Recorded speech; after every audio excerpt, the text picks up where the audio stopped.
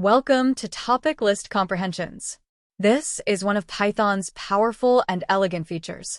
A list comprehension provides a concise, single-line way to create a new list based on the values of an existing sequence, often replacing multi-line for loops and append operations. 1. The traditional way. Imagine we want to create a list of squares for numbers from 0 to 4.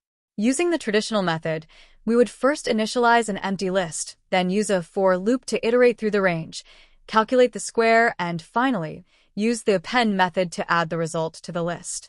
This takes 3 lines of code. 2. The list comprehension syntax. A list comprehension achieves the exact same result in a single line. The syntax is expression followed by for item in iterable.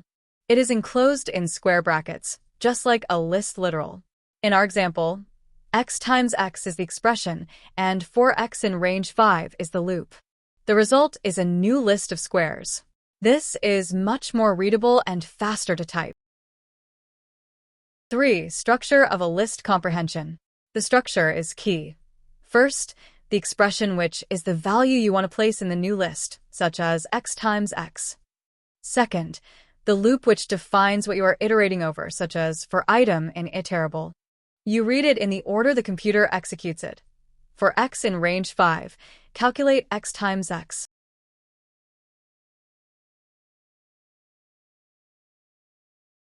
To summarize, list comprehensions reduce boilerplate code and make your Python more efficient. Our next lecture 15.02. Cube of numbers in a list. See you there.